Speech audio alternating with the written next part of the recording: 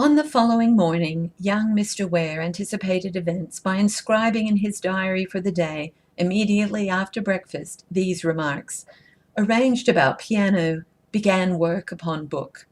The date, indeed, deserved to be distinguished from its fellows.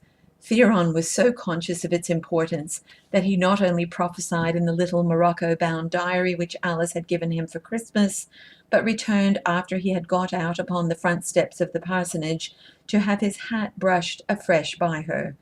"Wonders will never cease," she said jocosely. "With you getting particular about your clothes, there isn't anything in this wide world that can't happen now." "One doesn't go out to bring home a piano every day," he made answer. "Besides, I want to make such an impression upon the man that he will deal gently with that first cash payment down. Do you know," he added, watching her turn the felt brim under the wisp broom's strokes, "I'm thinking some of getting me a regular silk stovepipe hat." "Why don't you then?" she rejoined, but without any ring of glad acquiescence in her tone. He fancied that her face lengthened a little, and he instantly ascribed it to recollections of the way in which the roses had been bullied out of her own headgear. "You are quite sure now, pet," he made haste to change the subject, "that the hired girl can wait just as well as not until fall?" "Oh, my, yes," Alice replied, putting the hat on his head and smoothing back his hair behind his ears. "She'd only be in the way now. You see, with hot weather coming on, there won't be much cooking. We'll just pick a bite here and there, and that saves so much work that really what remains is hardly more than taking care of a bird cage. And besides, not having her will almost half pay for the piano. But when cold weather comes, you're sure you'll consent?" he urged. "Like a shot," she assured him, and after a happy little caress, he started out again on his momentous mission. Thurston's was a place concerning which opinions differed in Octavius. That it typified progress and helped more than any other feature of the village to bring it up to date, no one indeed disputed. One might move about a great deal, in truth, and hear no other view expressed. But then again, one might stumble into conversation with one small storekeeper after another, and learn that they united in resenting the existence of Thurston's, as rival farmers might join to curse a protracted drought. Each had his special flaming grievance. The little dry goods dealers asked mournfully how they could be expected to compete with an establishment which could buy bankrupt stocks at 100 different points and make a profit if only 1/3 of the articles were sold for more than they would cost from the jobber. The little boot and shoe dealers, clothiers, hatters, and furriers, the small merchants in carpets, crockery, and furniture, the vendors of hardware and household utensils, of leathern goods and picture frames, of wallpaper, musical instruments, and even toys, all had the same pathetically unanswerable question to propound, but mostly they had to put it to themselves because the others were at Thurston's. The Reverend Theron Ware had entertained rather strong views on this subject, and that only a week or two ago. One of his first acquaintances in Octavius had been the owner of the principal bookstore in the place, a gentle and bold old man who produced the complete impression of a bibliophile upon what the slightest investigation showed to be only a meagre acquaintance with publishers' circulars. But at least he had the air of loving his business, and the young minister had enjoyed a long talk with, or rather at him. Out of this talk had come the information that the store was losing money. Not even the stationery department now showed a profit worth mentioning. When Octavius had contained only 5,000 inhabitants, it boasted 4 bookstores, 2 of them good ones. Now, with a population more than doubled, only these latter 2 survived, and they must soon go to the wall. The reason? It was in a nutshell. A book which sold at retail for $1.50 cost the bookseller, say, 90 cents.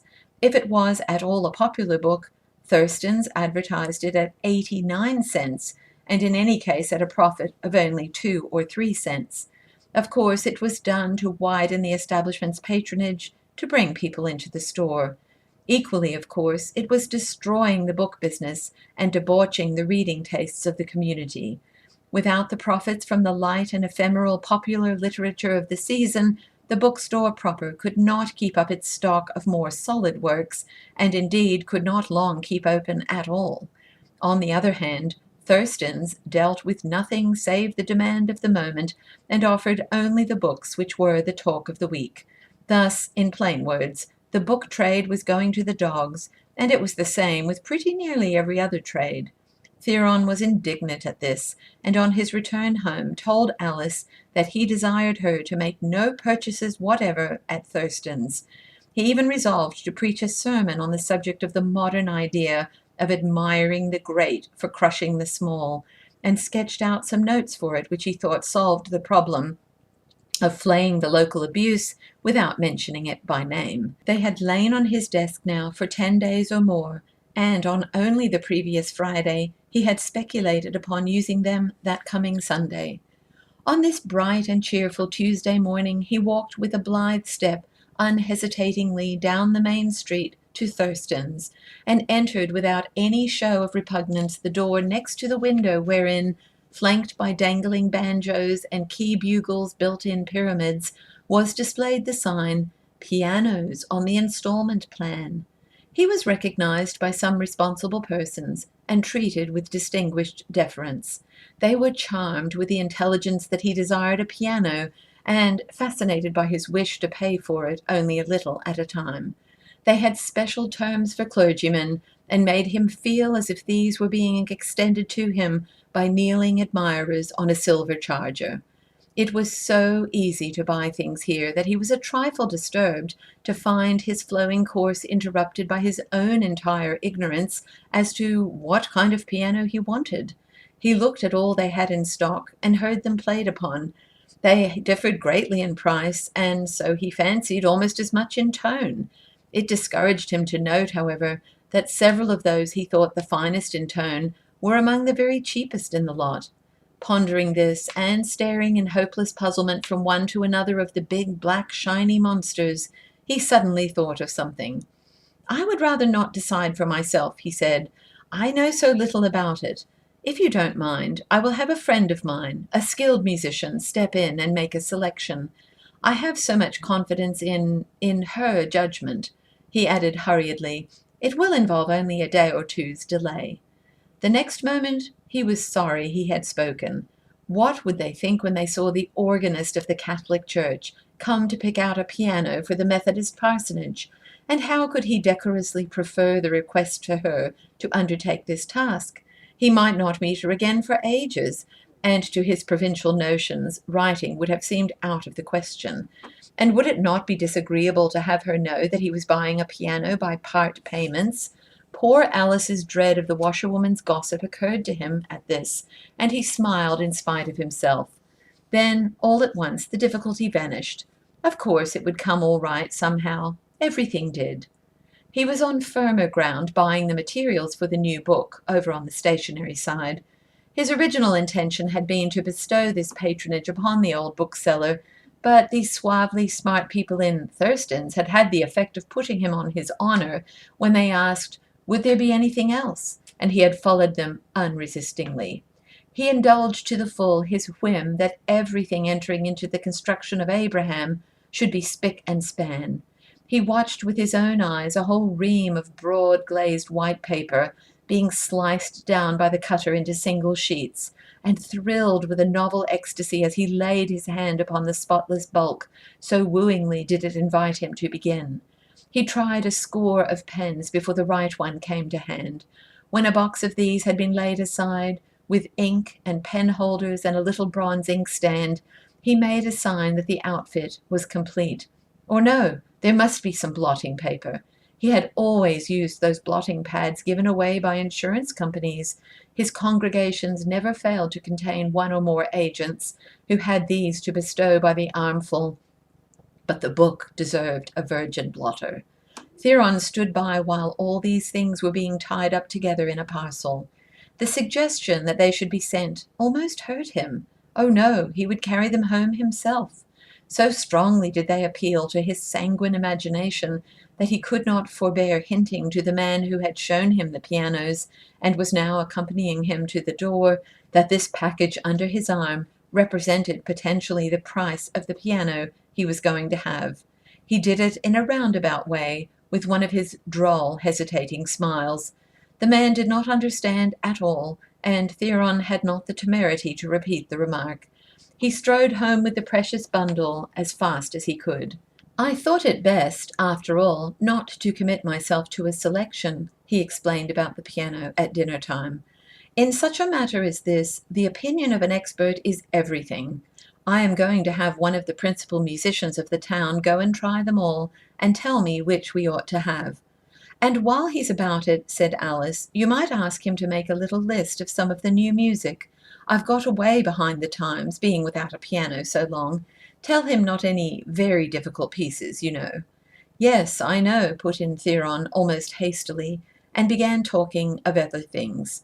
His conversation was of the most rambling and desultory sort, because all the while the two lobes of his brain, as it were, kept up a dispute as to whether Alice ought to have been told that this principal musician was of her own sex.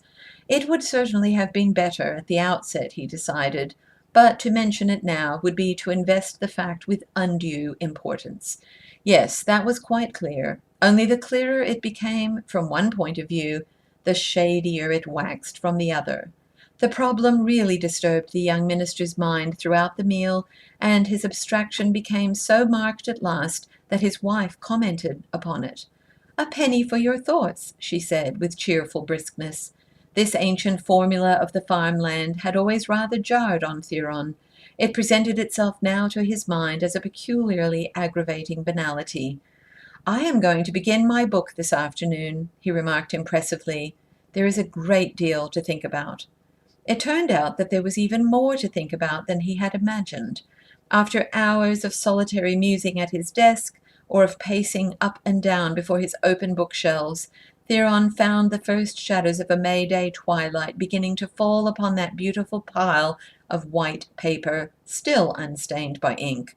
He saw the book he wanted to write before him, in his mental vision, much more distinctly than ever, but the idea of beginning it impetuously and hurling it off hot and glowing week by week had faded away like a dream.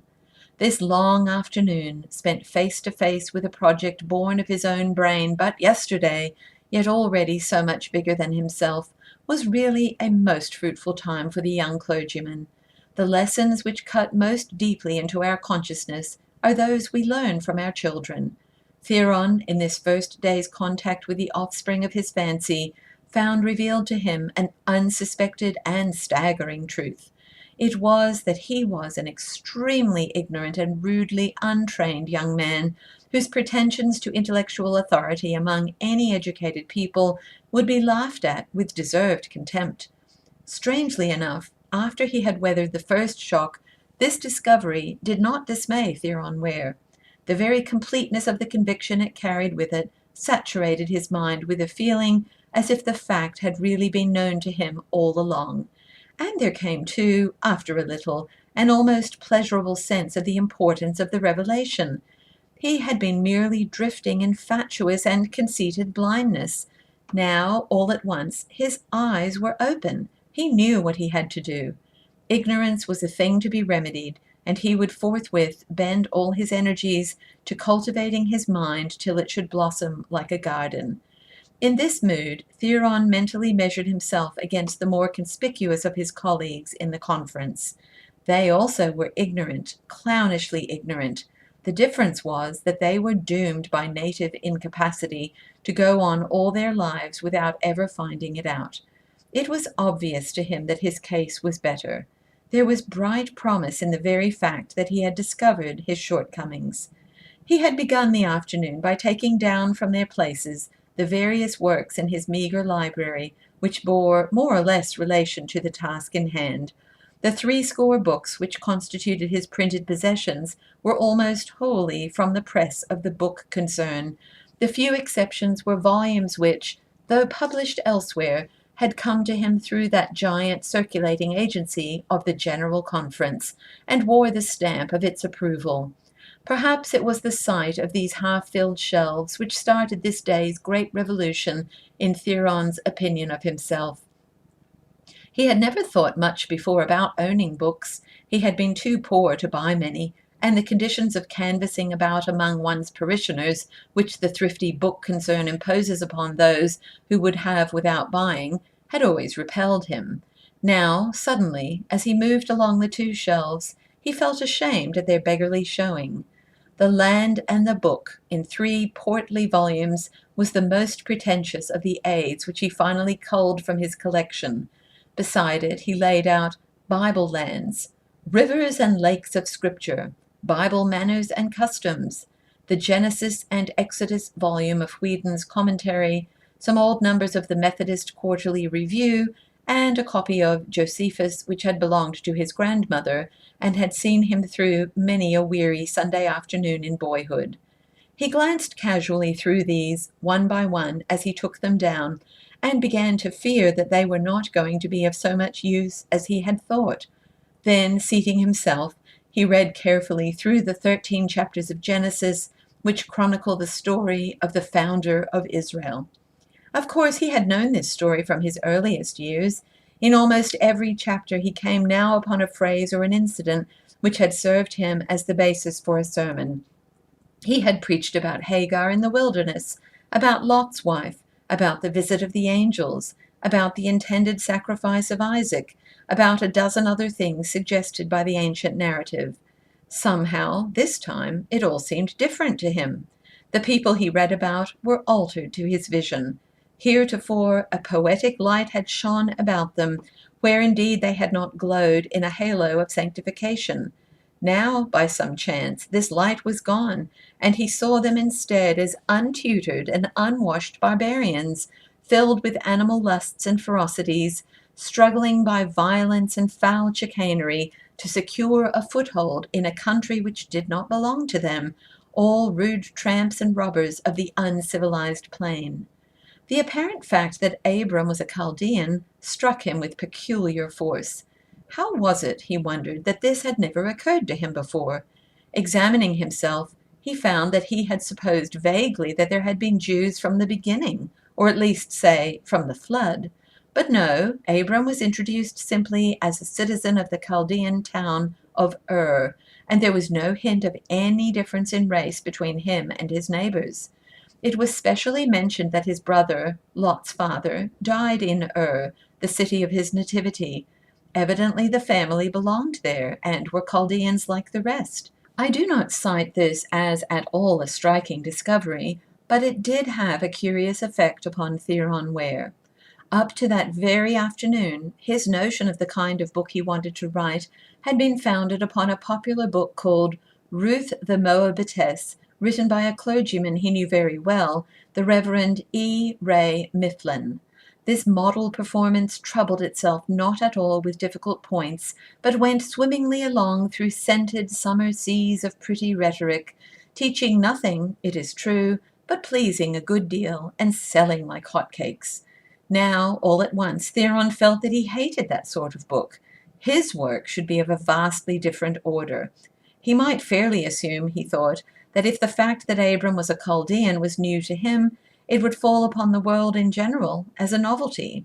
Very well, then, there was his chance.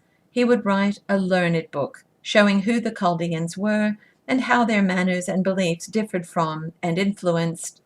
It was at this psychological instant that the wave of self-condemnation suddenly burst upon and submerged the young clergyman. It passed again, leaving him staring fixedly at the pile of books he had taken down from the shelves, and gasping a little, as if for breath. Then the humorous side of the thing, perversely enough, appealed to him, and he grinned feebly to himself at the joke of his having imagined that he could write learnedly about the Chaldeans, or anything else. But no, it shouldn't remain a joke.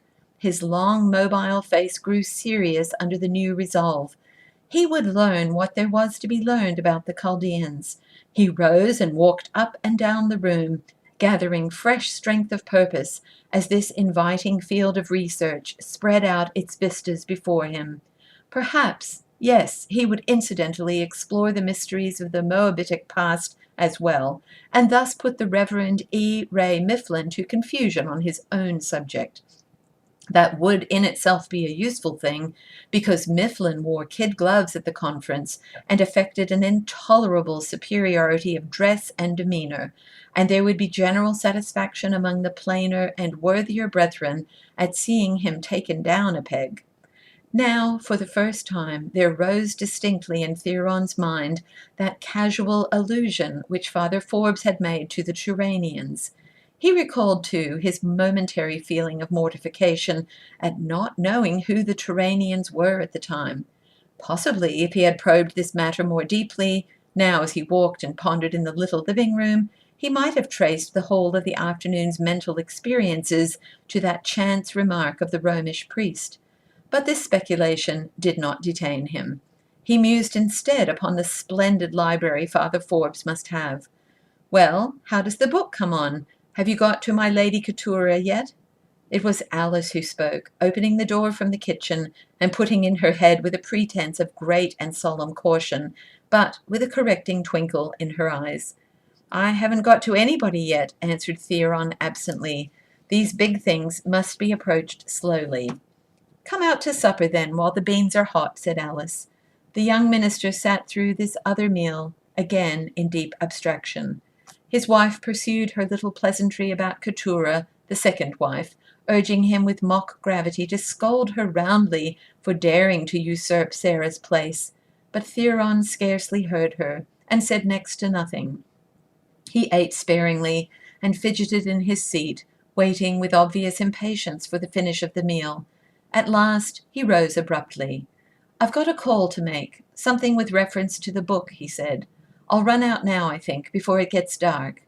He put on his hat and strode out of the house, as if his errand was of the utmost urgency. Once upon the street, however, his pace slackened.